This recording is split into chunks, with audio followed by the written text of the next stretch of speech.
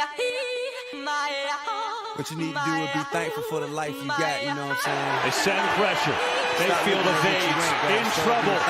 Stiff arm. Throws. How did he do it? First down. Here comes the Hail Mary with the game on the line. And the ball is caught. It's a miracle. It's Taylor Brown. Oh, my goodness. This town is going crazy. Protected. Another completion. Another short one. Bouncing off the tackle is Montgomery. What a catch and run. Still going.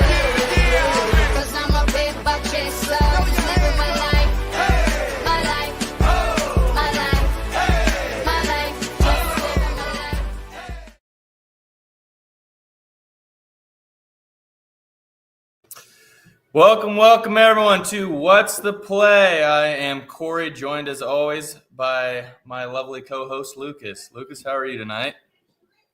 I'm sentimental. I say that every time I get on here, but we're really at the end now. Yeah, we've officially reached Super Bowl weekend here. It's very sad. I was watching that video with maybe a little tear in my eye almost, you know. I know you and I have the last few times, but today, yeah. But I'm not some cool videographer or whatever, but, you know, I watched that video and just think, you know, kind of started something pretty cool here, you and I really enjoyed doing this with you and ready to definitely do it, you know, the rest of the summer or whatever, you know. Maybe it won't be as frequent as shows. I'd like for us to try and keep a semi-schedule if we can. Teach people some other stuff, go off topic or whatever. But like I said, It's Super Bowl weekend, and how are you feeling going into the last game of the season? Yeah, I don't think either of us have too many bets on Sunday. I only have one play right now, a little bit of a ladder play. I think you might like that one too, but I don't think we have too many plays. Maybe we can try to come up with some kind of fun parlay to end the season. I know we like maybe. I know there is I actually saved it specifically for you and I. There's the FanDuel no sweat bet, I believe. I don't think I got one. Oh, really? That was one thing I was going to talk about. I thought we could kind of recap the season and show anything we thought we learned. And I don't get the promos like I used to after tight end day. Yes. I can see if I got it now, but I don't even think I have it on FanDuel. I just checked today, and that's where I had it, was the no sweat bet. And then I had a 50% boost. Well, what is this boost? Oh, that's actually a shit boost. I don't want to use that, but I do have the no sweat bet. But I do have the no sweat, but yeah, terrible max refund. Boost. 50% on Casey Mahomes or I don't care for that one. Yeah. So. Anyways, how do you want to attack tonight? Do you want to go over the Super Bowl first, or do you want to kind of recap and then make our way into the Super Bowl? I thought we could recap the season. We were kind of doing that a little bit before we went live here. Yeah. Yes. Okay. Season for me could not have started off much worse. I don't think I had the worst betting day I've ever had. Sunday of week 1, just about every single bet lost. It was demoralizing. I think it was down 18 units. That one day, a minus 18 unit day, and the Thursday night game, the opening kickoff game, Ravens and Chiefs was so good, Packers and Eagles and Brazil was so good for me, and then Sunday week 1 was just awful to say the least. I tried to start the season off with a bang, and I did, you said, but not in a good way. I really put myself in a hole. I tried to, start the season with a bang, and I kind of had to play catch up the rest of September and October, and I don't think it was until week 5 that I was back in the green for the season. Yeah. So actually, like you said, we were talking about this prior to actually starting the stream. So that's why I was like, oh, this is good content. Let's not waste it all. Yeah. So, there's a lot of things I think. Because the way that you started out with NFL was exactly how I started out with college football, where we dug ourselves this nasty hole, and it's very demoralizing. you know you're better than that. You feel like you let people down, and then Definitely. and then you come back from it. You dig yourself out of this fucking hole, but it just never feels like it's a successful season when you start going in the wrong direction. And Yep. I don't know. It's just really hard to feel good when you know that what you're doing is the right thing. And like we were talking, I was joking with you. The only reason up until tight ends day, or right after tight ends day, that I was actually ahead of you in unit count was because where you had gone down, I more or less just went sideways. You know, I think before we kicked off here, I think I ended September at -1 unit. So September 30th, I was at -1 unit. So I essentially, pushing my food around on my plate all of September, not really getting ahead at whatever. I got as low as -1.2 and then got as high as 7. So, I thought I was starting to pick up steam there towards the end of September, and then kind of started falling off a little bit just to fall back essentially even, which was very annoying. And then didn't really feel like I got going until like about that week in October where both you and I hit everything essentially. One of the best betting weekends of my life. So yeah, had a couple fun weekends in October, late October. Yep. So I'm looking back at my Excel sheet because I kind of like to keep track a little in more detail with an Excel sheet, which is essentially by day. But I'd go up 4 units one week, then I'd lose 2, up 2, lose 4, up 3, -3. So it wasn't like week 8 there was the one where we both crushed. Yeah. So man, what a great week that was. And then I followed it up with a -5.5 unit loss. So ever since tight ends weekend, again, I just kind of more or less went sideways. I didn't feel like I was really picking up a lot of steam. I kind of dipped down. You could call it a slight regression, and then started going back up and then slid back down and just sideways the whole rest of the year here, where I don't know. I just thought I had better reads, I guess. I don't know. We can. I think we should probably get into that. Maybe what we think went wrong with our plays this season, or things that we're going to try and do to improve moving forward for everyone that watches, and which we appreciate you doing so. So we're trying to do the best we can for everyone here. Well, it's easy for me to see where things went wrong.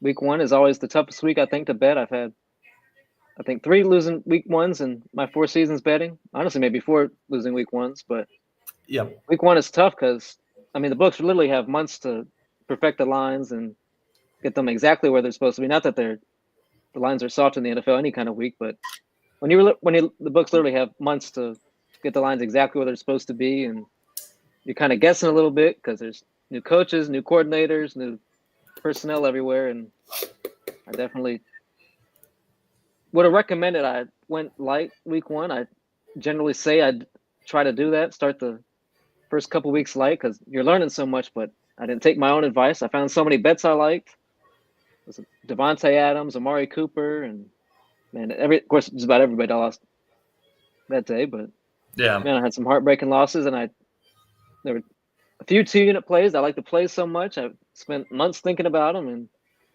next season I'm maybe 5 units risk max week 1 Sunday. I'm taking it very light. I'm taking my own advice next year. So here's something to kick around too. You were saying that you had a lot of volume this last week 1. Yeah.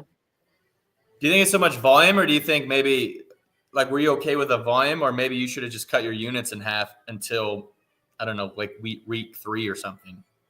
I was fine with it, but I know that a lot of people were telling me maybe for the first time, and that's not the way you want to start at the season. I'm sure a lot of people lost confidence in me, and I had to regain that confidence over the rest of the season. And that's tough if you have that shitty of a day to try to regain the confidence. So you lose so many money the first time, they might not trust you again. And Yeah. to say the least, that's not how one of this season started. I mean, I was fine personally risking that many units, but Yeah. can't speak for everybody.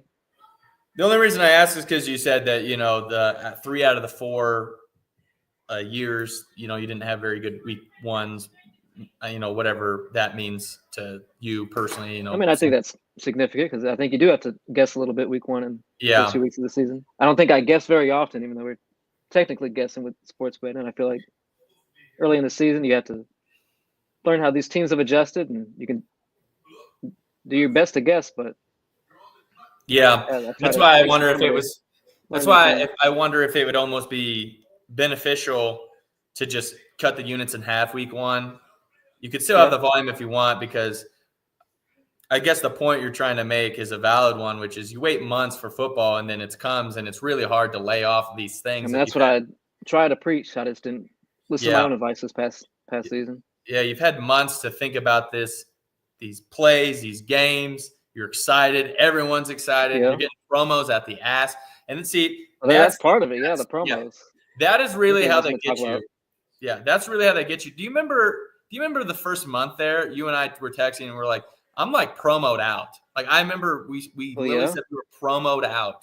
We were every week. I didn't know what to do with all these no sweats and all these profit boosts, and I think I let some of them to waste just because I didn't know what to use them on. I had so many boosts to use. Yeah. Oh yeah. I know I did. Week 1, I remember I was trying to be really strict about not betting something because that's really excited football's back.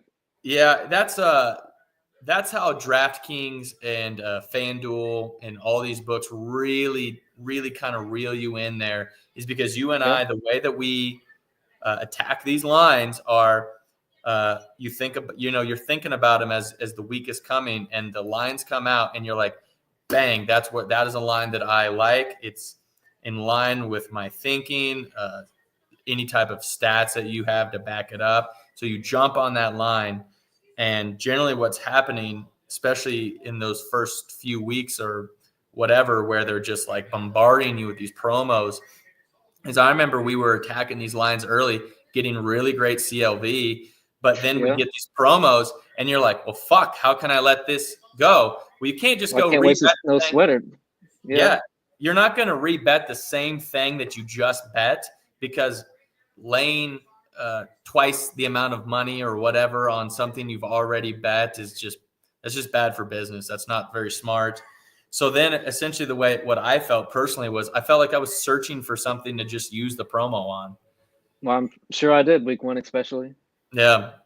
With so many different promos, and you don't want to waste a 50% profit boost. I mean, why not? Yeah. They around for a few minutes. You're definitely going to find something. Even if you've already put in all the bets you like, you can find something to use that boost on. Yeah, and the problem is their gold.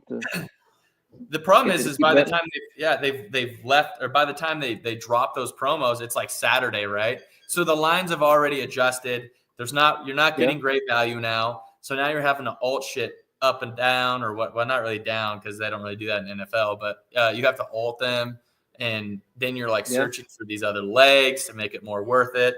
Which, if you're like an EV person, like if you care about that, you're getting terrible expected value, to be honest, but it doesn't really matter to you or I. We're out to pick winning bets. So I just felt like that they reeled me in, and to be honest, they really got me too, because they did something they don't really ever do for me, which is they upped the amount of money I was able to bet on these promos. Like I was able to bet a full unit. They did early in the season for me. Yeah. They're like, oh yeah, you can bet fucking $200 or $100. And I was like, well, $100 is a full unit for me. So hell yeah. I'm not going to waste that. Now it's like they're back down to $5 or $10 on a promo. And back down to 25. I started at 50, then went to 100. Now I'm back to 25. Yeah. So I was going to ask about after tight ends day, because for me, I'm sure for a lot of people too. I mean, I saw some people with like regular SGP boosts. I got like 3 of those after tight ends day. I was getting that to catch a pass boost, which I don't care for. Then I was getting live profit boost, which I don't care for. I lost just about every single live profit boost, which is their goal, giving you the live boost, because you have to make an impulse decision. And oh, you don't want to waste the boost. You got a live 40% profit boost, 30% profit boost. And live Yeah, betting can definitely be, I mean, live betting, you can definitely have great advantages live betting, but when you're trying to force a live bet, you're probably going to lose that, which is what happened with just about every one of those live bets I put in. yeah, Yeah, to catch a pass boost, those things, I lost, I think, every single one of those. yeah. What an I'll awful say promo, which was great for FanDuel. I'll say I was a lot better personally. I felt at not using those because I know you know. I mean, I tried, yeah. Yeah, you were trying to use them. I'm just like, you know what? I'm not even gonna fucking try because I just knew I understood what they were doing to me, and I was like, I get it. Yeah. And I'm like, I'm not gonna fall for it because I don't know. I just didn't. It wasn't, first off, it wasn't really a market I ever looked at anyways. So I don't know. I didn't feel good to me, but I also felt bad letting that boost go to waste, as you said. Well, So there you go. yeah, 50% profit boost. You're staring at it. You want some kind of boost. You want some kind of action on the game. Of course, you're going to watch the game and you find some few bets you like. yep. But it's So always been like that. I feel like every season, the promos and no sweats and all that, it's kind of decreases throughout the season. And by the time you get to November, December, you're not going to have very many boosts, especially compared to like first couple weeks of the season. But it was way more drastic this season with tight ends day yeah, because FanDuel doesn't get smacked very often, but that day they really got smacked. So some kind of meeting happened that Monday after tight ends day. They talked about something at FanDuel. And we're going to fix the promos. We're going to give these shitty live boosts and the catch a pass boost. We're not going to give the touchdown boost that everybody wants, the SGP boost. yep. Maybe That was another huge big turning point for me because it wasn't fun bet on the NFL because I feel like, especially when you get to that point in the season, it's a lot tougher to find value within SGP, and you don't even have a boost for it. So, especially with I feel like the SGP odds are. I'm sure they definitely have gotten worse over the last couple of seasons. You have to add a couple touchdown scores, have to add a couple crazier legs than you would have to in the past, and you don't get a profit boost. It's just for a whole bunch of combinations. I feel like November, December kind of is not fun to bet. I think the thing that I noticed the most in like SGP stuff was the difference between like a 10-yard difference, right? Where I feel like last year, and maybe I'm wrong here, but I felt like, especially with running backs, right, where you could go like, let's say 40, 50, 60 or whatever. Let's say the dude's line was 60-ish yards, right? Or 63. And then you could do 60 and it would be pretty close value-wise to his original line. So maybe it was minus 180 or something. If you go 10 yards less than that, you're talking roughly in the 200s. Let's call it 250 on a good play, right? Last year, I felt like the next 10 below, you were looking at 300-ish, like 360. I feel like where the change has been this year, personally, is that 10 more, like the 20 less off the line, they're in the 400s. They've dropped them even more. So now you're forced to try and pick up one more leg in these plays just to try. I think you're definitely right. Yeah, just to try and get something, because you and I are perfectly fine in the minus 120, minus 110 play, where I think that's where a lot of people go wrong in these parlays or like the SGPs is if they parlay something and they don't see plus odds, they're like, oh, that's shit. Need to add another leg. That's very, very true. Yeah. I was very guilty of this when I first started, when I was doing parlays, if it wasn't plus odds, I was like, oh, that's dog shit. What am I doing? So I'd try and add something else or whatever, or maybe I'd change one of the legs slightly to make it plus, just to make it plus odds, but it was more Add an risky. extra 10 yards. Yeah, like, Add an extra reception or 10 yards. Yeah, something ridiculous. Or the thing that I probably was the most guilty of, I'm not trying to pick on anyone here, but like Calling Our Shots does this all the time, where he'll add like some minus 1,000 thing. And you're like, oh, it's minus 1,000. It's not going to miss. Surely it won't miss, right? Well, if we're talking about buildings, we could be on here for a little bit longer, but I generally try not to do that kind of thing. Yeah. Unless I really, really see value in the 40 plus compared to a 50 plus line or something like that. Yeah. So Because sometimes that extra 10 yards can be very, very significant, especially the way props have changed this season. I'm sure you were probably going to say something about that too, because the prop game has over what? definitely changed over the last. Betting on NFL props is way different than it was even Oh, yes. probably last season. Yeah. I mean, if you compare it to 3 seasons ago, it's a night and day difference. Yep. Just with how props have gotten so popular and props.cash and all these research platforms have grown the game. People love betting on props, and it's a night and day difference compared to what it was 3 seasons ago. Yeah, and they reel a lot of people in who don't understand, in my opinion, and not to their fault, but like NFL is, and you preach this, every day, all the time, is, you can spit all the stats out you want on, this guy's fucking reached 40 yards every, 7 of the last 10 games. Well, doesn't really matter, right? There's a lot to be I taken think in into. baseball, I think it's kind of the opposite betting baseball compared to betting NFL. Yeah. If you have props.cash, and they're a huge resource for me, but I feel like analyzing the data, it's kind of the opposite with baseball. I feel like baseball might be like 80% data, maybe 20% data in the NFL. I feel like it's kind of more ball knowledge, to say the least. I feel like you kind of have to understand the game situation and understand what happened last week. Are there injuries? Is this a must-win game? Is it a divisional game? Things like that. narratives. It's not quite as easy as like in baseball. Oh, this guy hits 380 against fastballs, and this pitcher loves throwing fastballs, something like that.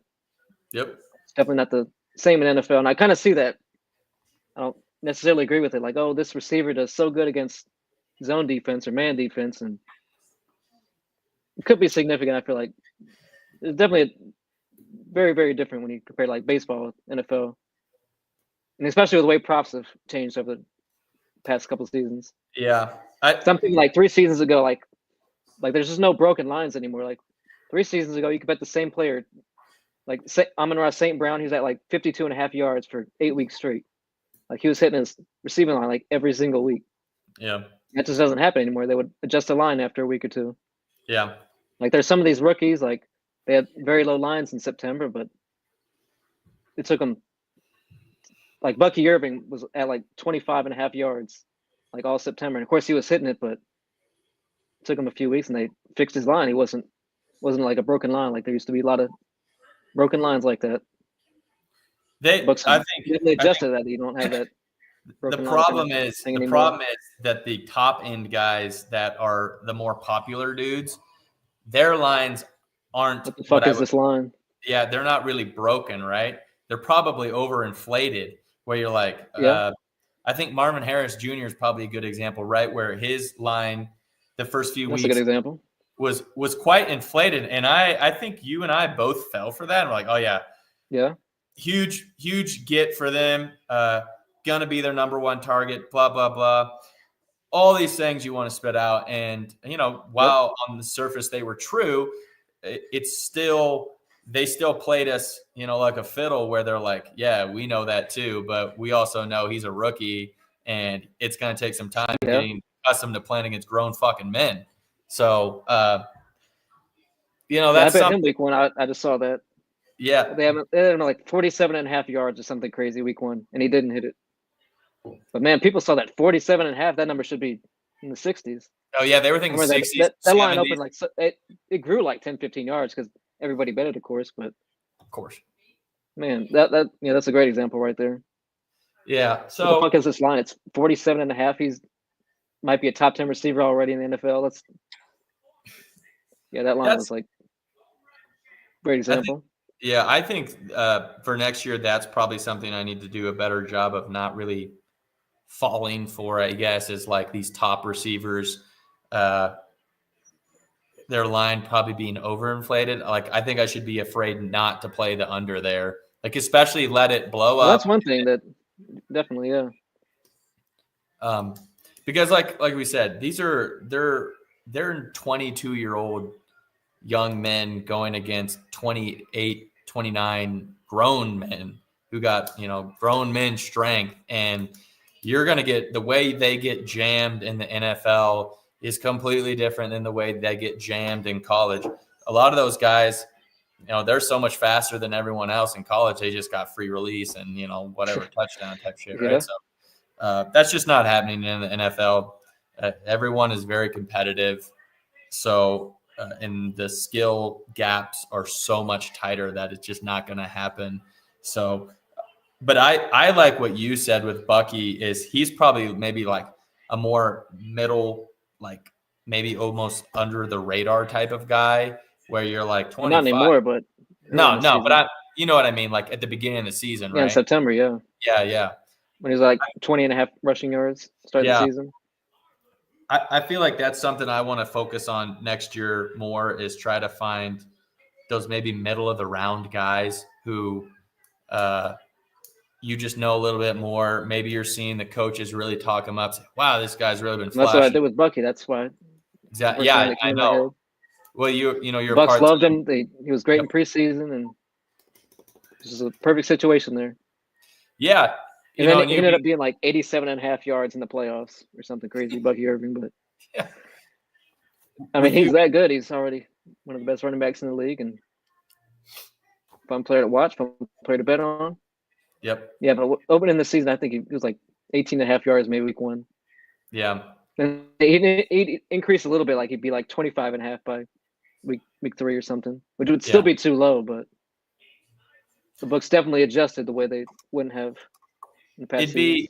Not just with Bucky Irving, but with just about every single player. I can't think of many like broken lines like years ago when you can just literally blindly bet a line. Like you can't blindly let a line like that anymore in the NFL, I don't think, where you could have maybe 2 or 3 years ago.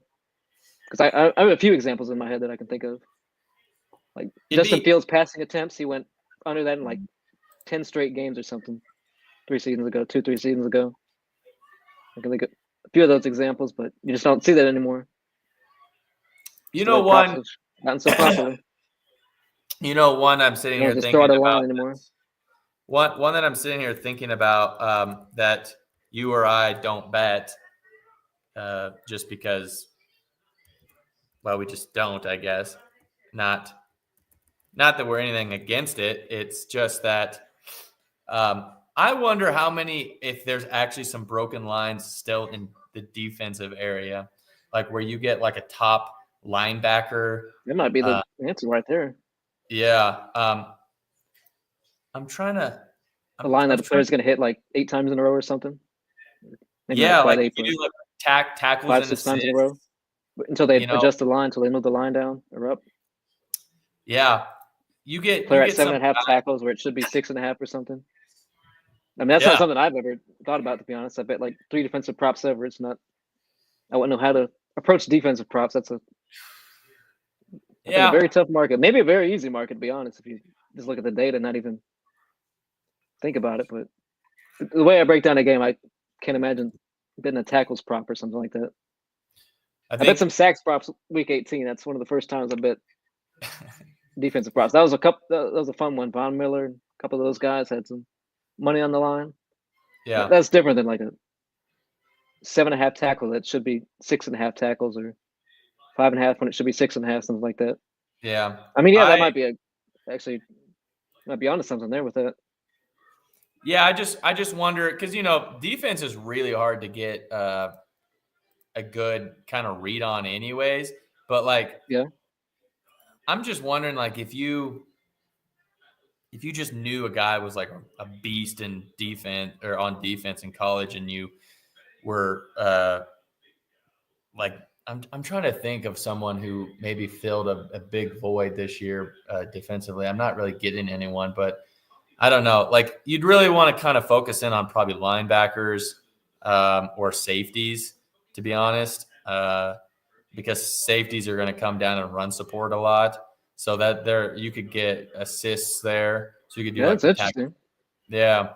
I don't know. I just something as we're sitting here spitballing, I just think that might be something I want to maybe look into next year. Is like, hey, this guy was fucking good on defense. Like, and they're filling on a team who really had defensive problems. Like, might be a good spot. So, because I don't really know anyone that, like, I know like maybe one guy, I guess I've seen on X that bets defensive props, I guess, frequently, but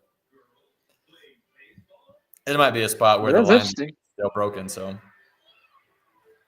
yeah, those are all good ideas, though. I think the one thing that I've taken away from this that I might do is half units the first week.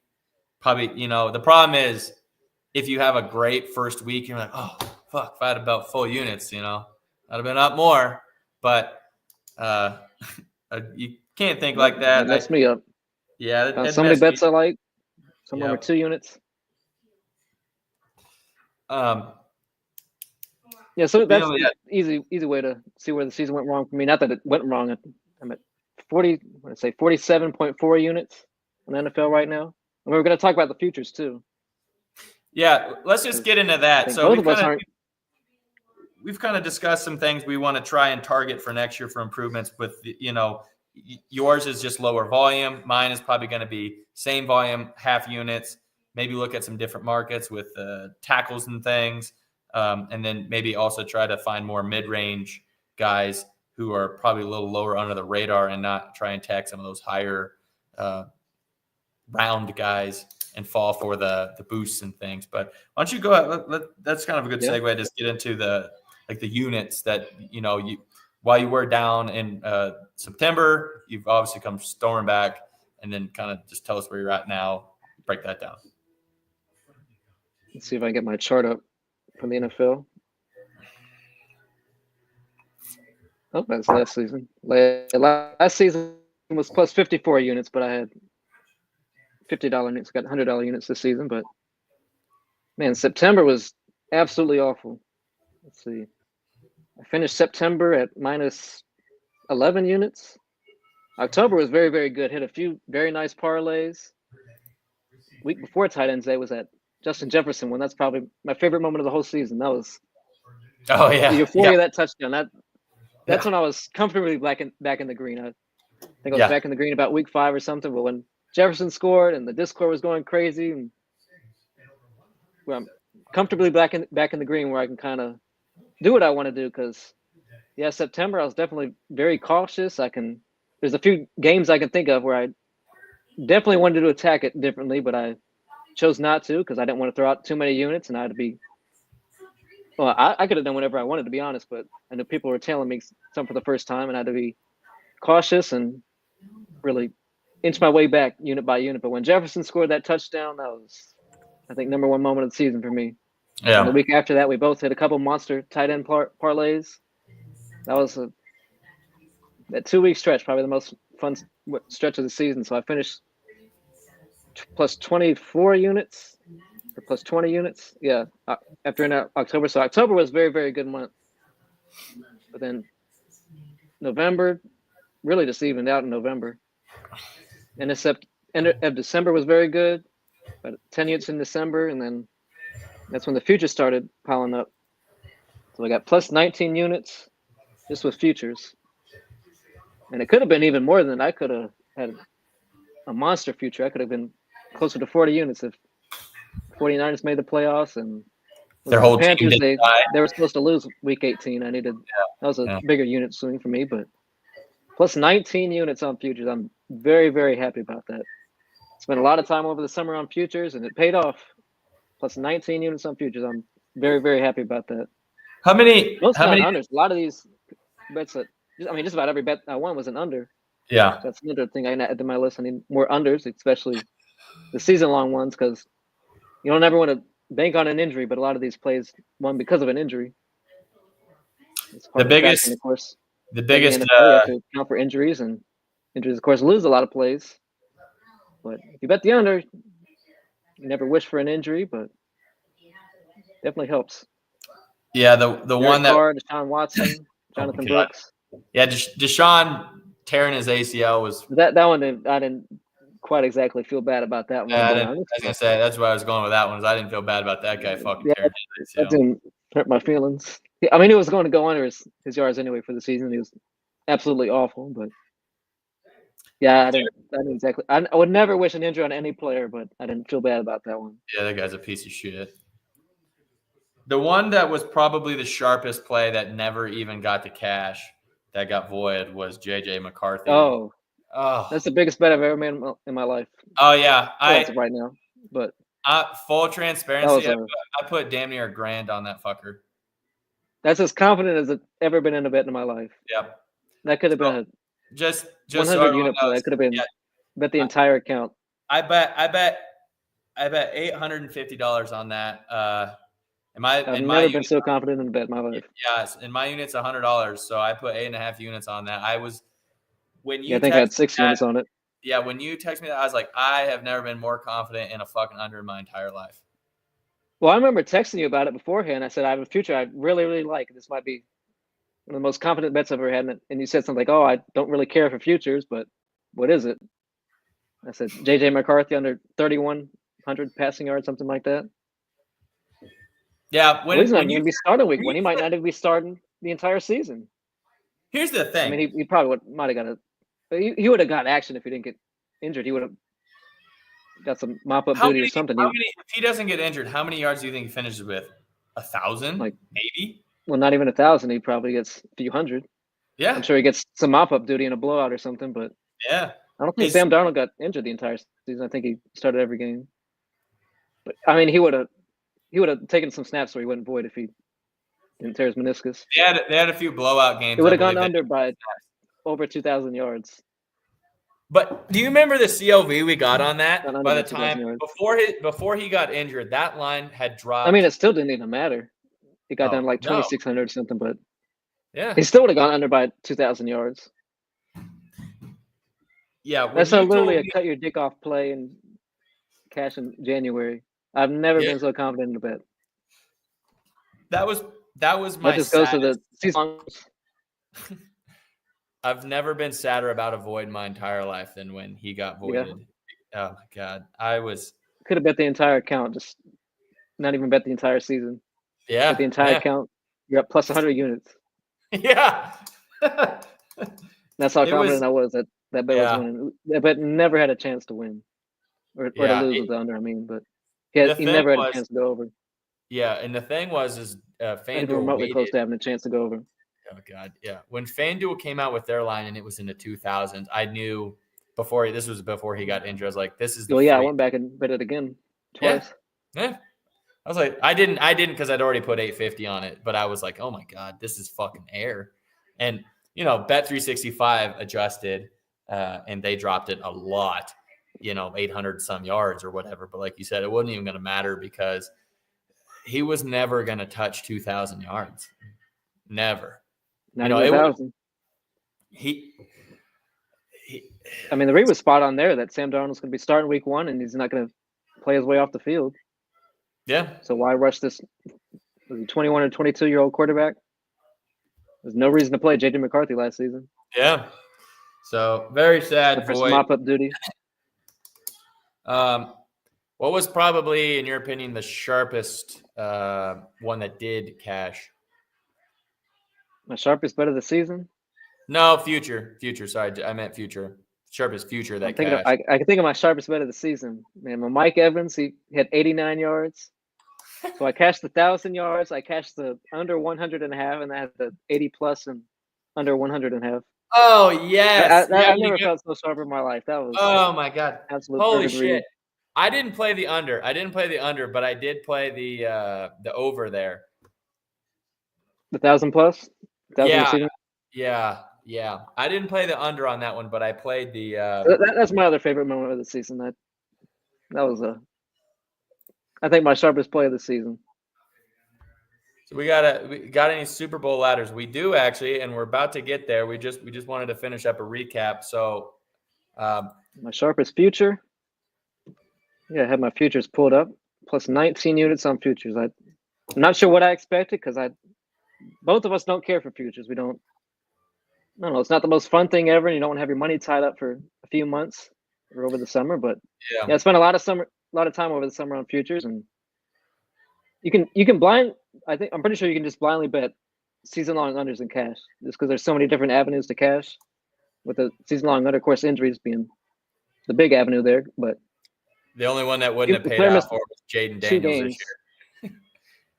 Well, yeah, can't just Jaden cash Daniels every single one, but you can blindly bet every single player under, and I think you can cash like over 60%.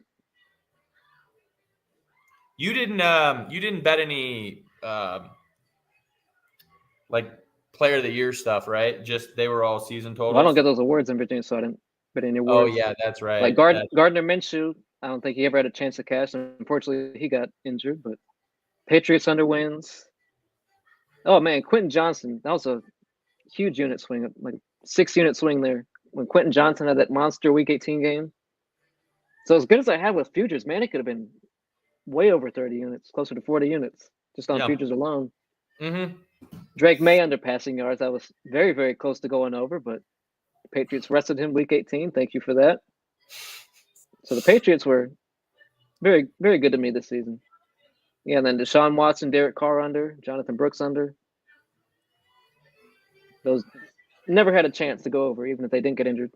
Yeah, they were cooked. Yeah, those were cooked from day one. Yeah, those right? lines were just a few hundred yards too high to begin with. When they account for missing games, you have no chance to cash. Right. Yeah, so some of these were sharp. Man, I felt great about that. Quentin Johnson, he went over. The Panthers went over Week 18. So, man, as good as the futures were, they could have been almost sweep of those futures. Yeah. 49ers made the playoffs. Yeah, but Mike Evans, that's the bet that comes to my mind when you say sharpest bet. I feel like that was actually a filthy bet there. They had his line at 90.5, and you can only bet the 90 plus, and he had 89. So if you waited until Week 18 to bet Mike Evans, I was too late. I was on that. Honestly, I could have bet it a couple weeks before that. 1,000 plus was like plus 750. For that Chargers game, I didn't like that matchup. I thought he was going to fall just a little bit short, but he had a huge game against the Chargers, and then a few easy matchups to end the season. That's when I hopped on it. Yep. 1,000 plus. Squeaked over it. Yeah, but if you waited until week 18, I'd waited till like week 15 or 16. Waited till week 18, you got fucked over there. If you bet 90 plus and you had 89. But I had the under. I liked the under there. And I felt very, very sharp. Sharp as a damn knife on that one there, right? Jefferson, tight ends day, and Mike Evans getting 1,000 yards. My favorite moments of the season. I'll quickly just spout mine off here. So as I said earlier, I was just because you had such a terrible September, I was actually ahead of you at the end of September, where I finished down 1 unit, and then kind of slowly kind of crept sideways / up a little bit till tight ends day, where same as you, I had a massive day. I think I finished that day like plus 26 units or something ridiculous like that. And, we were talking off stream. It's just the disappointing thing to me was you have such a big day like that. You think, all right, I've fucking locked in. I'm on the up now, and I'm not looking to go parabolic here, right? But I'm looking for a linear, best fit type of line going up from there, not sideways. And unfortunately, essentially what I've done the rest of, end of, or I guess early November to now is kind of just push food around the plate and not really kind of get anywhere. I had a little regression after tight ends day, but then I went back. I reached a new all-time high and then kind of dropped exactly right back down where I was. And just kind of, if this was the stock market, you'd say I traded sideways essentially. Right. And, right now I'm up 31.9 units. So, in my opinion, I had a very disappointing season from where I thought I was going to finish and where I planned to finish. There's obviously the things that we want to talk about. And for me, it's not, I don't have a kind of glaring error in my chart like you do, where you had a bad, week 1 and kind of dug yourself a hole with NFL. I kind of just went sideways. I felt like maybe the bad thing was I would have these really sharp picks, but then I'd, on the other hand, I'd have some dog shit play that would just bring me back down and I'd be sideways right for the day. So disappointing there. There's the things I'm going to try and work on and try and look at a little better for myself. A lot of money I feel like that I left out on the table. You and I we don't bet a lot of lottos, and I know, unfortunately, that is the thing that drives followers, subscribers if you have a Discord or something, but that's just not who we are. But the small amount that you and I bet, we were missing by one leg, and it was probably the most disgusting feeling ever. We leave a Sunday and you had 3 lottos and you missed all 3 by one leg, right? So I don't know those guys who are putting out 10, 15 of those a day, and maybe they're missing the majority. That's a different conversation. I don't know if we'd have that conversation here today, but yeah. I can say some things about that not everybody would be happy to hear. Yeah. So almost 40 units for me. I wanted to do better, and I'm going to do better next year is my plan. But one thing I didn't do this year that I did a lot last year was I hit I played more live bets last year, I feel like, than I did this year. Yeah, I think so. Maybe that's the difference between this year and last year for me. So I don't know. Got another question here. I don't know if you guys spoke about it, but Lucas had a huge ladder with Ricky Park. Oh, that was a fun day, yeah. Yeah. I posted that one on Twitter, and a lot of people cashed on Ricky Pearsall. Yeah. That was a sharp one. I like that one a lot, and glad a lot of people cashed that one on Twitter. Was that right after he came back from his injury? Or not his injury. I don't even know if you call that an injury, right? He got shot. Well, no, he had played a few games before that, but somebody was hurt. Can't even think of it off the top of my head, but Debo. Oh, was it when not Debo? I think Debo was still playing. Yeah, Debo was still playing. Ayuk blew his knee? No, he got injured before that. Juwan Jennings? No, he played. Kittle played. I don't know, but Ricky Pearsall, that was the first game he really got huge action, that Monday night game against the Lions. I thought that was the game after Ayuk blew his I'm thinking I thought he got injured a little bit before that. Yeah, I can't remember off the top of my head why. I don't know, but he was starting that game. He got his most action that game. That was his. Yeah, maybe. 49ers just got eliminated. He's the first or second. Oh, round rookie. You're right. It was after they'd been officially eliminated, and I remember you said it's time to see what the rookie's got. That's why I did bet it. Yeah. You said it's time to see what the rookie has, and they did. They fucking passed him the ball like 8 times. I only bet it only went for like 6+. I think he had like 8+ receptions. Mm-hmm. Yeah, here we go. More than what the December 30th. Yeah, I remember it was against the Lions, that Monday night game. Yeah. And maybe nobody was injured. Debo was just kind of underwhelming all season, but yeah, that was definitely a top moment of the season. I'm glad a lot of people cashed out on Twitter. People were happy with me on that one. I got a lot of nice messages, and I love cashing out on Twitter like that. I mean, I love cashing out the Discord too, but a lot of the Discord members have been with me for a season or two or longer. Yep.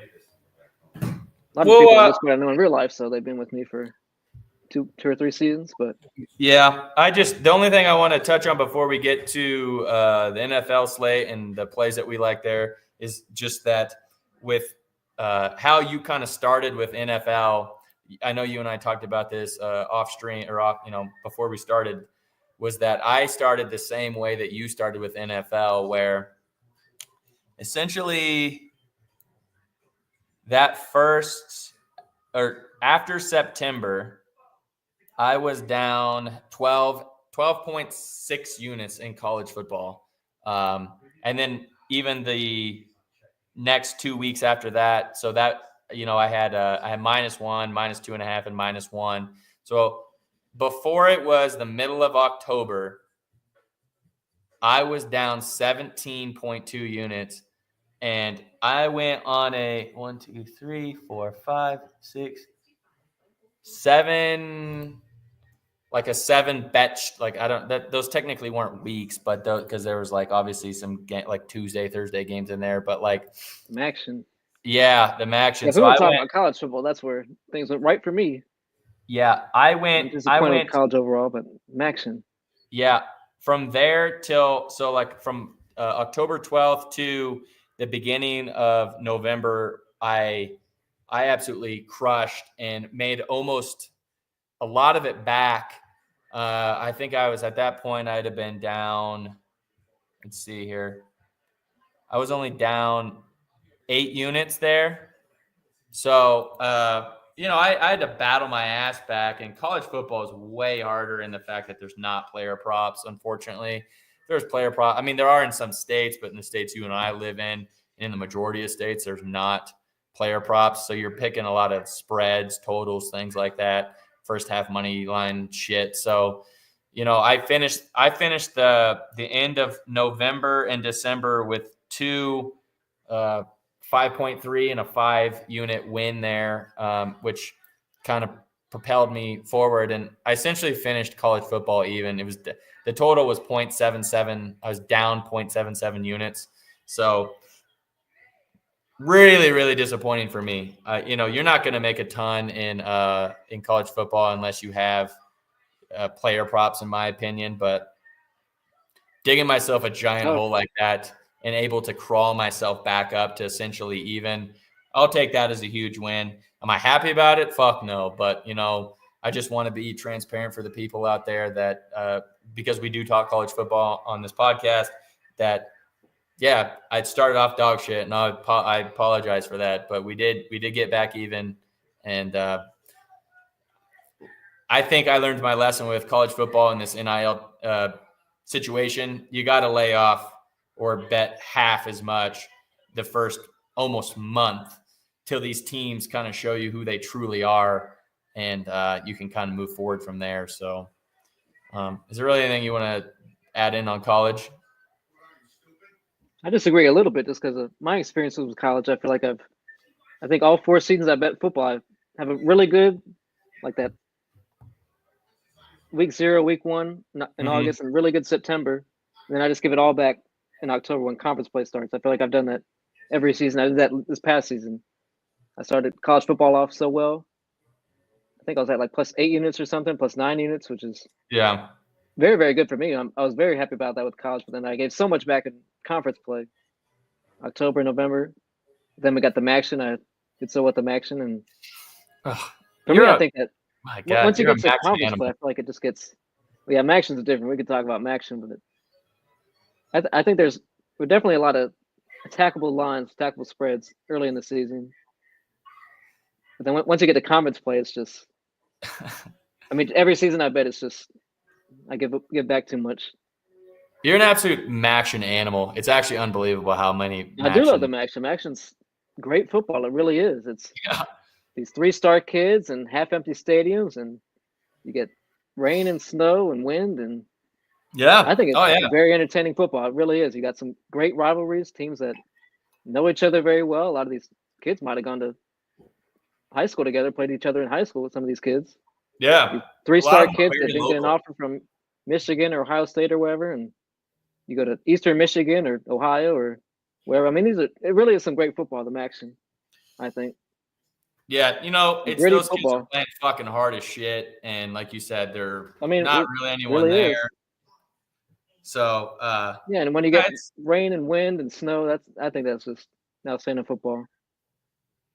Yeah, and my favorite thing about Maction is just that they play like on Tuesdays or Wednesdays or something like that, right? Where they know their place, which is fine. They're not the best, so they're saying we'll play it means something.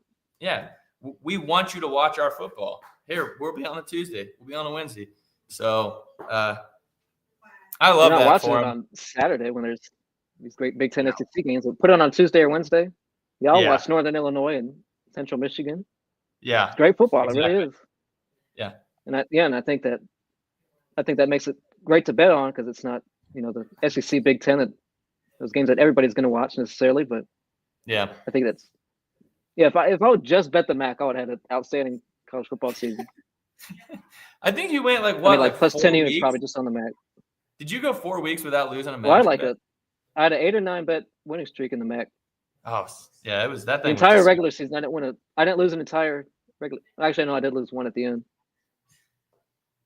Yeah, but I had a great run with the MAC. The MAC is well. That's where it's easy for me to see where my college football season went wrong. One is the futures. I had a -8 or -9 units just on college football futures. Oh, I had a very big bet on Virginia Tech over wins, and that was a very, very, very sad loser for me personally, being a Virginia Tech alum. But yeah, no more college football futures. That's the easy way to see where the season went wrong for me. But number 2, and I mean, it's fine if nobody's tailing me. I had a lot of bets, just for fun, just because FanDuel had a boost and the game's on, I'm going to be watching the game. Like, why not throw a bet on? I did that plenty of times. I guess probably in October too. And that's when the season really went wrong for me. That Yeah. and Yeah. it's fine if I'm doing it for fun. If you're doing it for fun, like do whatever you want. But when you have people telling me I had too many bets personally where I didn't have an edge, and I'm just kind of throwing something out there just because the game is on, I'm gonna watch it. But yeah, with the Mac, I do feel like I have a good edge on the Mac just because it's kind of a niche market, and now everybody's betting on Eastern Michigan and Bowling Green and these teams. And I feel like I do have.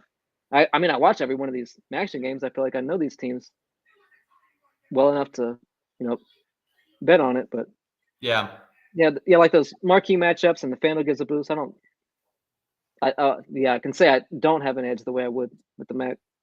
Yeah. I mean, especially with the NFL. But I mean, sure, if you're betting for fun, do whatever you want. But Right.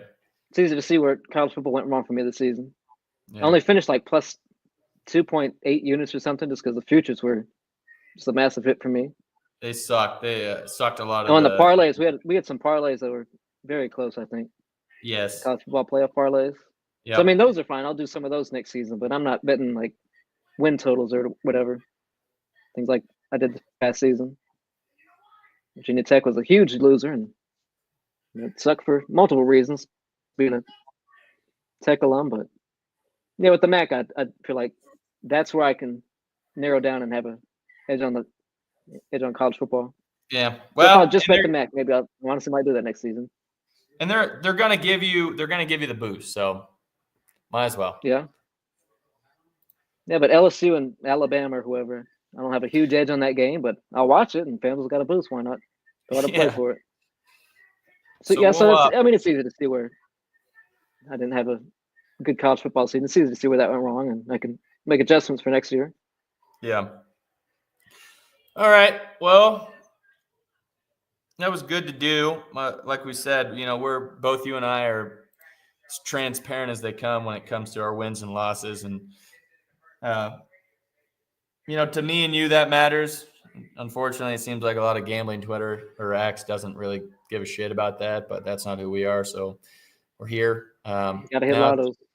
Yeah. Hit lottos and put the lotto in the bag, sir. So Clickbait and all that, but yeah, we can talk more about this over the off season. It's going to be a long off season. I'm going to certainly enjoy the break. Yeah, I wish we had it's like a good 12 mental NFL reset, games to. I'm definitely looking forward to that because it really is a grind to go through the games the way I do. But at the same time, I wish we had 12 games to look forward to this weekend. But yeah, I'm going to look forward to this betting break, gambling break, and reset a little bit, I think. Yeah. If anything, it's a good mental reset. So will be for me. We'll get to the Super Bowl now, which I think probably most people here are maybe the most Been on curious here for about. 58 minutes. Just want to re-pop this up for both you and I. Any Super Bowl ladders? I know you have one that both you and I like. So we're gonna spit this out here. But got the Super Bowl that everyone wanted, the Chiefs and the Eagles here. It's a rematch of 3 years ago, 3 years ago, I think now. 2 seasons ago. 2 seasons ago. Okay, I'm off with my math. 2023. Okay, yeah. So, it should be a tight game. I spent my sweatshirt on because I am an Eagles fan. My sweatshirt over here. Yeah, I'm not wearing it. Dude, old school logo too. I think it's a compliment that not too many people know who my favorite team is, but I'm a Philadelphia Eagles fan. I'd say most people think you're a Bucs team fan, I right? prefer to win. Yeah, I'd say most people think you're I've a been Bucs fan. to 4 NFL games in my life, and they've all been in Tampa. I love going down to Tampa. I've got some friends down there. I go down just about every year and try to hit up a Bucs game when I can if the Bucs are in town. So yeah. I mean, Tampa's a great city, great stadium. So I have not been to an Eagles game in my life. That's something I need to do sometime. But I do like the Bucs. I like a few different teams, but no, the Eagles are my number one team. Okay. So we will. I'm an Eagles fan my entire life. I'm not a bandwagon. I just don't care too much what they do anymore, to be honest. Because I 20-something years without thinking they're going to win a Super Bowl. And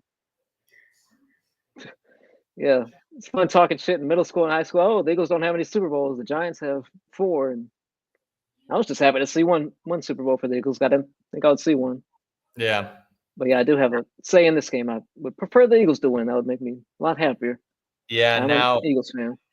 now the Giants are the biggest dog shit team on the planet, and the Eagles are obviously far superior. Oh, sure, I heard that all middle school, high school.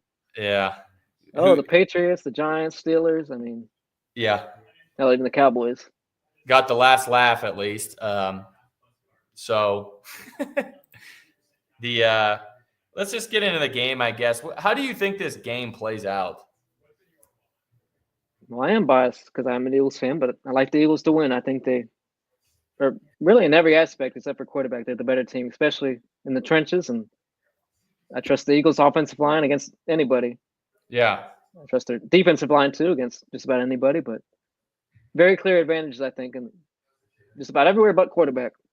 Kind of said all. I think we both said all season that what are the Chiefs 15-2 right now or 16-2? They're not as good as the record. I mean, whatever it is, they're not that good. Of course, they have the best quarterback in the game and a Hall of Fame head coach. I mean, they're a good team, but they're not one of the top 2 teams in the league. They just have the winning edge with the Hall of Fame quarterback, Hall of Fame head coach, enough pieces on offense. Yep. Solid enough defense, but no, the Eagles are very much the better team here, which I guess you kind of get with the line. The line's a little bit weird. I mean, I guess the Chiefs are rightfully the favorite with Mahomes, but I think the one thing too, I guess I've been pushing around is how stiff is the Chiefs' run defense going to be against the Eagles? Obviously, the Eagles have had some passing issues, maybe the last month, I guess. I think you'd probably agree with maybe the time-ish there, but bare minimum, the playoffs, they have not been great in the passing game. So I just wonder, the thing I can't decide on is, are the Chiefs going to sell out for the run and just tell Hurts, more or less tell Hurts, I think so. I do too.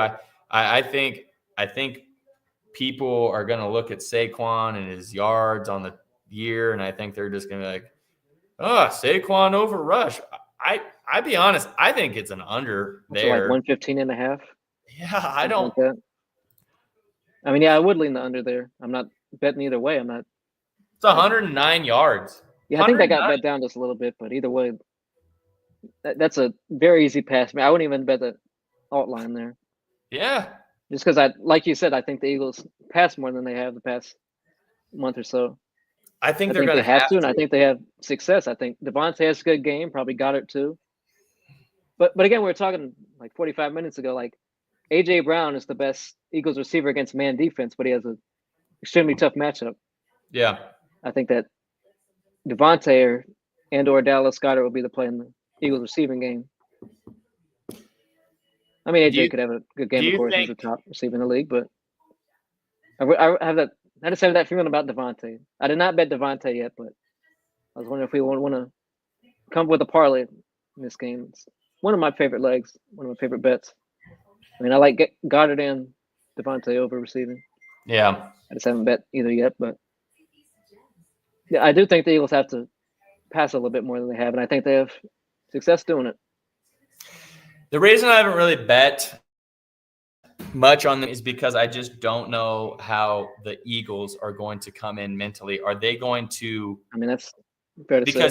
Because you could get like the Ryan Day big dick energy type thing where they think we got the better running back. We're gonna fucking establish the run. For props, it really could be. Yeah, I don't. I don't Eagles know love to how kill the clock. I think the Chiefs might do the same if they have any kind of success running it. Yeah. The Eagles love to have those 7-8 minute drives, and it might kill just a lot of props in this game. Yeah. If the Eagles play how they want to play, that's how they prefer to play. I don't think they're exactly going to be able to just run for 5 yards of carry like that and kill the clock. But if they have their preference, that's how they like to play this game. Slow and methodical, and keep Mahomes off the field. I don't think they're going to be able to do that. Again, maybe that's why I haven't bet anything, because the play I probably like the most is Saquon receiving, but I want to see if they've accepted prior to the start of the game that the Chiefs are going to be probably all out to stop the run, and how hard-headed they are. If they're going to run, you're right. They're going to run either way, but yeah, you would assume if they're so hard-headed on it, then it may not even matter, and you're going to get the better. My thought is, I think the Eagles are going to try and come out and establish the run, knowing that the Chiefs are going to try and stop the run. And I think that they're going to be a little hard-headed. In this line of Saquon at 14.5 you're probably going to be able to catch it maybe 7.5, 8.5, maybe before they try and start passing it up to him. Just because the thing will be too, if the Chiefs get ahead and they're still struggling to move the ball, then they're going to, like, say it's halftime, they're going to have to come out and do something different, but the risk obviously is if the Eagles have already accepted that the Chiefs are going to be all out on the run, and their best option, which is to come out passing the ball more, throwing the Chiefs off so then that they can then run the ball after the fact. So you may miss it. I don't know, but I'm willing to take that chance. FanDuel and the books have had 2 weeks to sharpen iron on these fucking lines.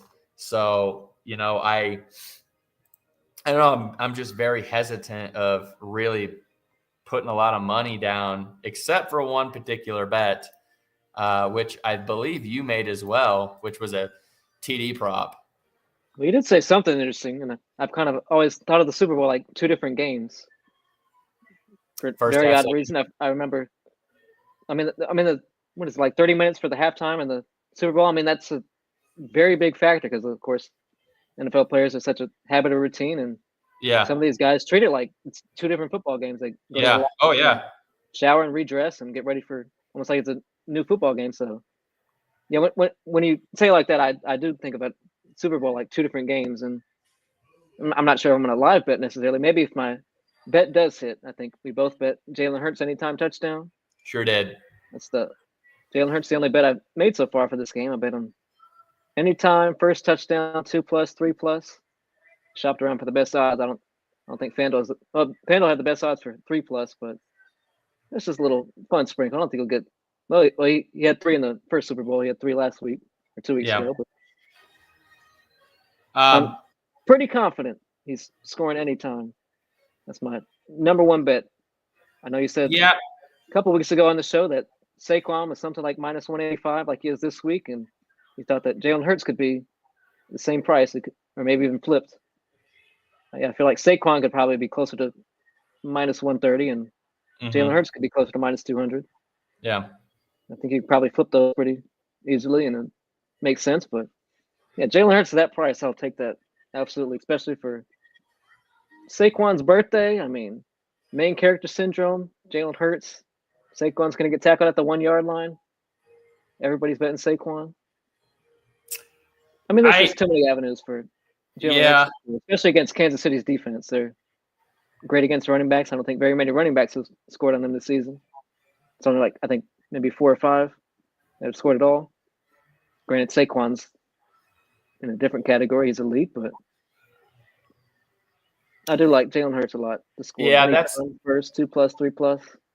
I didn't. So I was a little more reserved. I didn't bet the first and the 2+, 3+. First was a free bet, that King of the End Zone bet. Oh, okay, yeah. I absolutely bet him 2+ at +650, I think. Yeah. I just. If I did 2+, might as well do 3+. Yeah. I just put 3 units on anytime. That's the most confident I just felt on anything, is that he's getting in the end zone. Who knows? He's scoring. He may score in the second half, and you may get a better price. I don't know, and if he hasn't scored in the first half, I may even think. If he scores in the first half, I probably would have a live bet. Yes, That's fair. If he does score in the first half, I'll have a live bet for sure. Honestly, I might have a live bet either way, depending on how the game goes. But yeah, but the If he- Super Bowl really is two different games. I feel like, especially when you Yes. think about how the Eagles played the last Super Bowl 2 years ago. Man, they could have been up at halftime like 17 points or something, and just kind of unraveled their last few minutes of the second quarter. And of course, Chiefs won, so it was a tale of two halves. Not that, I mean, every kind of football game is a tale of two halves, but True. especially the Super Bowl when you got a very long halftime and players got other routines, and I don't know, maybe they have to get some kind of fluids, have to stretch, do something they normally wouldn't have to. They're in there thinking, they're hearing Kendrick Lamar, and I don't know. I think a lot goes into the Super Bowl like that. The mental aspect for the players, I feel like it's way different because, I mean, it's the biggest game of their life too. I mean, True. a lot goes into the Super Bowl that we don't quite count for probably. The mental aspect of these players, not that these guys aren't mentally strong, and of course the Chiefs have been here, but I mean the Eagles have been here too, but Right. Super Bowl is two different games in one. So yeah, if Jalen Hurts scores first and catches two of those plays in one, yeah, I'll have a different play. Yeah. Like that. Just see how the game goes, and honestly, if you get a good price on either team, if they go down 7-0, you could probably bet either way. I think we said that a few times about these playoff games. I don't think I've actually taken my own advice there, but I'm sure if you get like a plus 4.5 on the Chiefs, people would love that. I mean, I think the Eagles could win by 10 points, to be honest, but yeah, that's actually what I was going to ask you is if the Eagles got up, say 10-0 or something. If they're really running the ball that well, the Eagles could win this game by 10 points. Yeah, just because I think they have so many advantages. They have advantages both lines, secondary, linebackers. I mean, really everywhere except quarterback, which is of course the biggest aspect of the game. But right when you got a top 3 quarterback all time, top 5 quarterback all time for sure. So if they get up like that, though, are you feeling good about then taking the Chiefs live on the spread? I mean, if Jalen Hurts is the one that scores, then maybe, yeah. Right. I'll probably take a good look at halftime. Honestly, probably either team you could bet at halftime, the underdog, whoever's the underdog at halftime, probably. Yeah. I'm wondering, as I say that, I'm thinking about what that'll be like over the past 15 Super Bowls if you just blindly bet the losing team at halftime. I'm thinking weren't the 49ers up last year? They were up. They were up. I'm pretty sure you could probably blindly just bet the underdog at halftime. I feel like that might be that. If you just blindly bet it. Yeah. It's probably a good idea depending on whoever is losing at that point. But although the other thing especially too, if Kansas City's losing, but you got to be careful about that because there's been some decent blowouts in the in the Super Bowl too. Well, Chiefs and Tampa Bay, right, 4 seasons ago. Yep. Now it's not. I don't think that's quite the same as 4 seasons ago because I think the Chiefs had like 2 or 3 starters on the offensive line now. But yeah, I mean, there's a huge mismatch there. I think on both lines for the Eagles and Kansas City. Right. Which I think is the difference in this game. But of course, Mahomes can do his thing, and maybe you get another holding call or something that helps. And I've watched enough Kansas City to know how that kind of thing goes if you give Mahomes a chance. Yeah,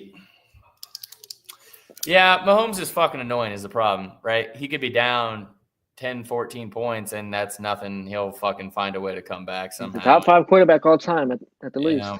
Yeah, he's a top 5 fucking dickhead is what he is. But some people say he's even higher than top 5, but yeah. So, and if he wins this Super Bowl, if he wins Sunday, he's gonna have an even better chance to be in that actual GOAT conversation with Brady and such. Yeah, agreed. I don't think he's. Well, I'm not going to say that because I was kind of a Tom Brady hater most of my life, but now I'm a huge Tom Brady fan. I've learned to really respect him, especially since he went to the Bucs. Do you think more people with the Bucs? I think that really changed my perception on him. Yeah, Do you think It's more one of the people most hate impressive the Super Bowls Chiefs? I've seen. Do you think more people hate the Chiefs versus hated the Patriots? That's a good question. I'm not sure, to be honest. That's maybe if the Chiefs win this week, maybe if they win Sunday, but Yeah. it's definitely similar. Yeah, that's a good question. No. I don't know if the Chiefs have technically cheated. I mean, however you want to say it, they get help from the officials at opportune times. right. Yeah. I don't know if they've actually quote unquote cheated, but they get help from the officials when they need it or when it benefits them, Yes. Which which is is what why pisses people I off. think why more people are annoyed. And it's the way that they treat Mahomes with the bullshit fucking roughing the passer. Well, that's something too. Like the way Mahomes Yeah. slows down at the sideline to try to get contact, try to get a hit. Yes. I mean, that's kind of like bush league kind of stuff. But Yes. it's smart. It works every time. Yeah. Like he slows down to try to get a hit instead of going out of bounds. And See, I think 8-yard that's scramble, you get 15 extra yards. I mean, it's Yeah. smart. It works. Like, why would he not do it if it works? well. See, I think the NFL is going to talk about that this offseason. I think they said something about it. yeah. I was talking about this Trying with to- some other people. Trying to bait somebody into a flag like that. It's my problem with it The is master baiter. yeah. My problem just personally with it is just that he's taking advantage of sportsmanship, which is, whether that's, against the rules or not, it's a piece of shit thing to do where you're acting like you're going to go out, you're going to go out of bounds and then you go get more yards and then someone finally fucking hits you roughly and you kind of flop out of bounds like a fucking. I mean, it's awful for a defender. Yeah. So You it's, can't hit him. You can't. If you don't hit him, I don't know. It's tough. yeah, I don't know. But the Chiefs haven't cheated as far as we know. No. Yeah. I mean, the Patriots did kind of cheat. I think it's just How the severe way they did. I mean, it's just the way that personally Mahomes carries himself with, like I said, with the fake sliding or the fake going out of bounds. And, your point could be like, well, the other 31 quarterbacks have the same opportunity to do it. But my point or my stance on that is, yeah, well, the other 31 quarterbacks respect the sportsmanship and the fact that the other guys aren't going to fucking decleat them. So, if you want to be a dickhead and take advantage of the thing, then by all means do that thing, but people ain't gonna like you for it. So,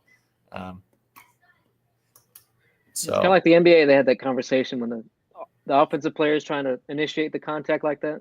Yeah. The NBA tried to fix that, like Trae Young or James Harden, the way they would bait the defender to try to the offensive player try to get the contact. Yeah, they do like a step back and then like jump into them bullshit. Yeah. I mean, they'll step back and like stop and make sure the defender runs into him. It's the same kind of concept. I think the NFL is going to talk about it. But yeah, as far as we know, Patrick Mahomes has not cheated. I mean, true. The Chiefs have not cheated as far as we know. Yeah. Deliberately themselves.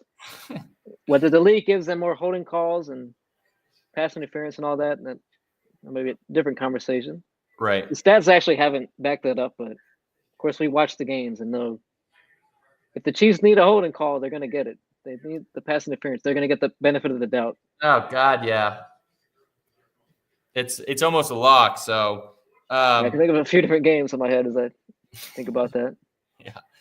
So when they're in the Super Bowl that last time, a ticky-tack holding call, not every team gets that call in that kind of situation, but it's kind of a 50-50 judgment call, and the Chiefs are on the right side there. Mm-hmm. So I guess to wrap it up, I know you said you had a ladder, and we actually got the question about a ladder. What is your ladder that you like for this game? Oh, my ladder was Jalen Hurts touchdowns, anytime and first, and then 2+ and 3+. The one ladder for the best odds. Yeah, I'm not sure what the odds are now actually because I bet it like a week ago, but I think plus 650 for 2, plus 3,400 for 3. The one ladder I was kicking around was as the one I for so long. What's that? Oh, your iPods died? Yeah. Yeah. I think we both agree that Jalen Hurts is the best chance of any player to score, and yes, Saquon's somewhere around minus 185, and Hurts is somewhere around minus 115. I got minus 105, but I think you and I would both agree you could probably flip that and As confident as a player as I am in this game. I think you Yeah. agree with that. Yes. It's Yes. I probably a do. fun play to root for. Somebody's going to get tackled at the 1 yard line. You know it's going to happen. My Another good ladder play to is, stop it. I guess I haven't really decided, but it's mostly probably going to revolve around Saquon in receiving yards. You know, he's at 14.5. There's some games there where he's got up in the 30s and 40s.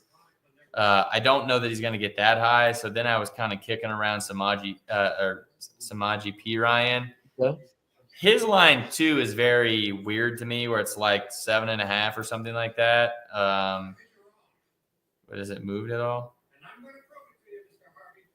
Missed it. Trying to pull it up now.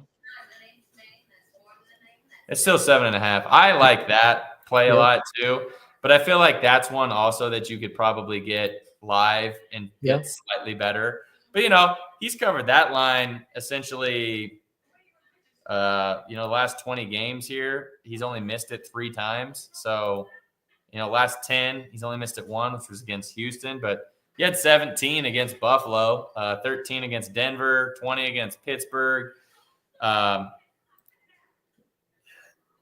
problem is the ladder options for someone that's kind of lower like that aren't that great. Because I believe the lowest ladder option you're going to get is 25 yards. Yeah. So that's not really how I would want to ladder him. If you have the Your Way, that's probably an option you could do, where you could bet him you could bet his regular line, and then you could bet him 10, 15, 20. I don't even know what those would be, because the Your Way thing is just not – everyone doesn't have that. So it's kind of a not a cop-out per se, but it's just not – oh, here we go. Yeah, as low as 25's 430, so it's not – that's pretty good. But that's probably a little high for my opinion. I'd probably only go to 20 or something. Be my maybe max on P. Ryan or something. I don't know. What's your thoughts? Who do you think is maybe the better option on them, P. Ryan or Barkley? Honestly, it depends who you'd like to win this game. I feel like they both could hit. True. I mean, I like the Eagles, so I feel like P. Ryan's a great player. I mean, I think Barkley receiving is also a great play. But yeah, I think that P. Ryan could definitely get a bigger role. I expected a bigger role last week. He didn't cash until the very last play last week. Yeah. 3rd and 8 or whatever it was. They had a cute little play for him to get wide open, and he had 15 yards or something. Yeah. Yeah, but I don't think it's going to take the last play for him to cash his yards this week. For instance, if you played him 10, that's plus 113. 15 is 184. 20 is 281. That's a good look, especially if you like the Eagles. Yeah, because they may have to be passing the ball in more dump-off situations. So that's another good live betting opportunity. Yeah, the only problem is you can't really I don't think you can use Your Way live, right? I don't think so. At least not yet. Yeah, but that's the thing with the Chiefs, and that's why I haven't been a Chief prop. There's just a lot of options on that receiving game. Yeah. Even someone like Juju Smith-Schuster, he had a nice game against the Bills. DeAndre Hopkins hasn't been involved in the playoffs, but yeah, I feel like DeAndre Hopkins could be that X factor. Or hell, even Noah Gray. That's the thing. There's so many was just about to say Noah Gray. Then Noah Gray or DeAndre Hopkins. Of course, everyone's going to bet Travis Kelce and Xavier Worthy, but yeah, just so many options. Hollywood Brown. And then you had P. Ryan out of the backfield. I mean, that's how I felt about the Chiefs all season. There's just so many options. I don't like to guess very often. I don't think I guess very often, but I think there's a little bit of guessing work to try to figure out the Chiefs offense. I mean, with all the running backs, if you have to guess Pacheco's at 21.5 rushing yards. Yeah. It's at 43.5. I would guess that Pacheco gets a lot more work than he did last week. He had a fumble, but I think Pacheco's, I don't know, probably better at running back than Kareem Hunt, to be honest, but yeah, he hasn't fumbled, and he's been healthy. Pacheco hasn't been healthy, but with the Chiefs, you have to guess a little bit. Just so many options. Like there's 10 different guys that can score for them if you want to try to come up with a touchdown parlay. I mean, Kelsey's plus 125, but like 6 guys like plus 300 or lower for the Chiefs. Yeah, I don't. Juju, Noah Gray, DeAndre Hopkins. If I'm going for a TD prop, I'm not going Kelsey. I'd probably go like Noah Gray. I mean, I like DeAndre Hopkins at plus 600. I do like Noah Gray, or not. DeAndre Hopkins for a plus touchdown. 600. That's one of my favorite lotto layers. I like Devontae and DeAndre Hopkins. I haven't bet either yet, but I think that's a little play for me. You like Devontae over AJ Brown? Yeah, well, that's the thing with the Eagles. You kind of have a lot of options too, but I do like Devontae. I just got that feeling about Devontae. It's a little bit of a homecoming. I don't think narratives quite matter like that in the Super Bowl, but yeah, Devontae's a big game player. Not that AJ Brown isn't, but I just got that feeling about Devontae. I'm sure the first touchdown is going to be this weird, obscure fucking dude. Who's that? I said, I'm sure the first touchdown is going to be some weird, obscure person. It's Noah Gray. Yeah, like Kenneth Gainwell. Maybe the play is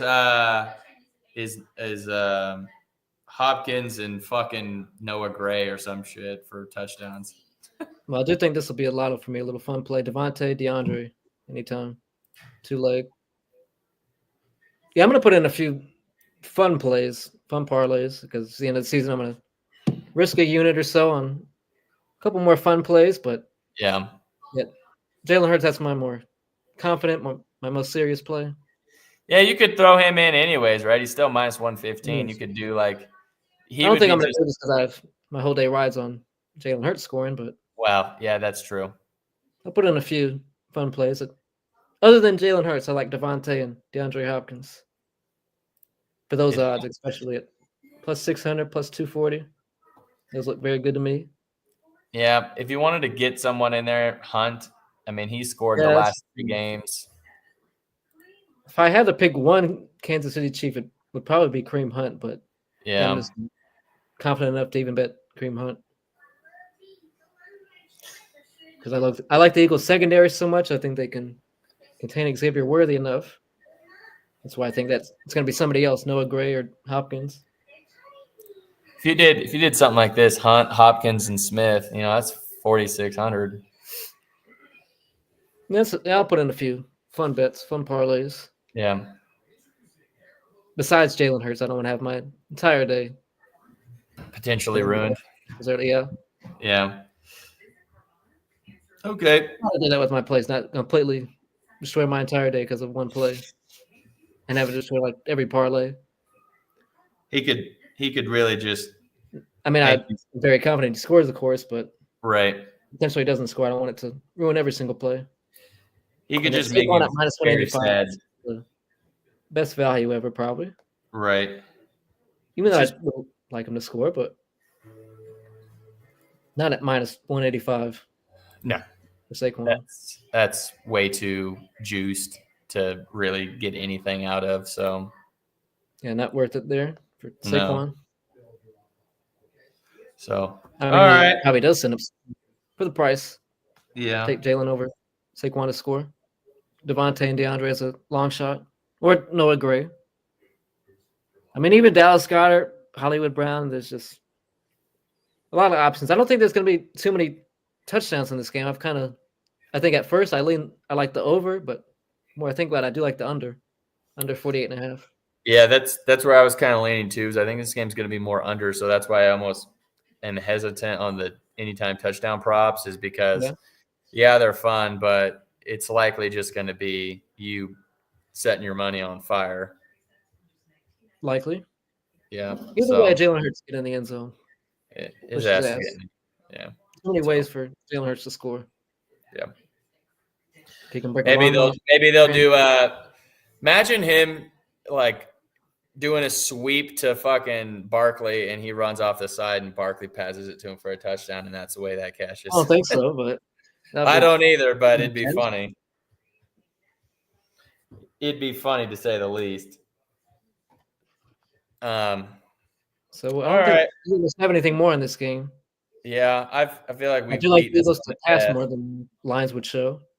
I think Jalen Hurts is a good passing game because they probably have to pass a little bit more than they would like to. But yeah, there's a lot of ways that this game could go. I think that both of these teams will want to play a little bit more slow and methodical, especially the Eagles, and try to keep Mahomes off the field. But Yeah. I do like that under 48.5. I feel like this is a 24-20 type game. Yeah. 24-21 Eagles. That's what I'll go with. 24-21 Eagles. Yeah. The one other kind of sneaky TD bet that I do like is Mahomes to get in. Unfortunately, Plus 400. That's, I think, good value there. yeah. You like that I one? just, Looking at it. I just can see him because he had 2 touchdowns the last game, so I can just see him kind of not. I don't think he scores twice, but I just kind of have a feeling that he's gonna maybe try and bully his way in there or something. It's pretty much like that plus value. 400 across the board, so it's not a bad shot. And I'm sure there's, other than FanDuel, there's probably some good TD boosts, I would imagine, I guess, on some of the other books like MGM or something like that. Yeah. So something to think about. Good promos to look into. Yeah. Won't Make have sure you shop promos. lines. A sweat for $25, but Yeah. they do have that touchdown promo. So does DraftKings, that King of the End Zone. Of course, if you bet Jalen Hurts or Patrick Mahomes, you're not going to win it. The longest touchdown. I don't think either of those players are going to have the longest one, but FanDuel has if the player scores the first touchdown or the last touchdown, you get bonus bets.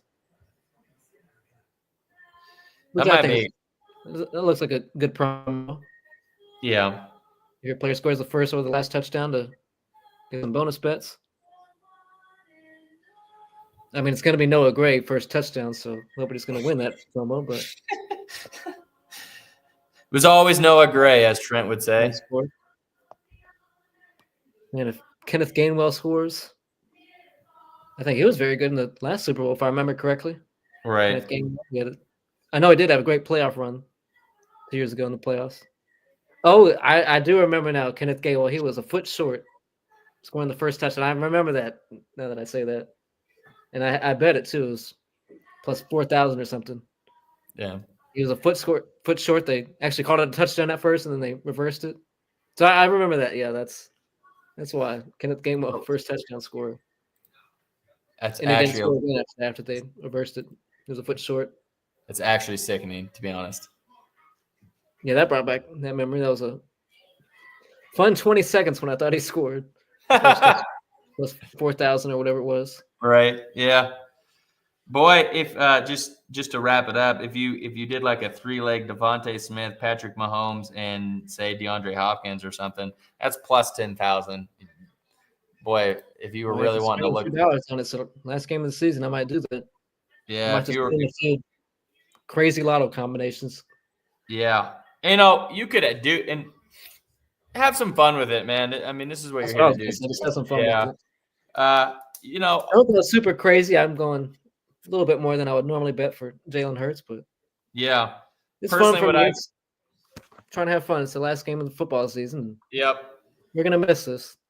Personally, if you're gonna bet a TD Lotto, please do a round robin because you'll be kicking yourself when say 3 of your 4 legs hit and you didn't round robin it and you could have made some decent money. So we can add that to the list of things to round learn. Round robins. Yes.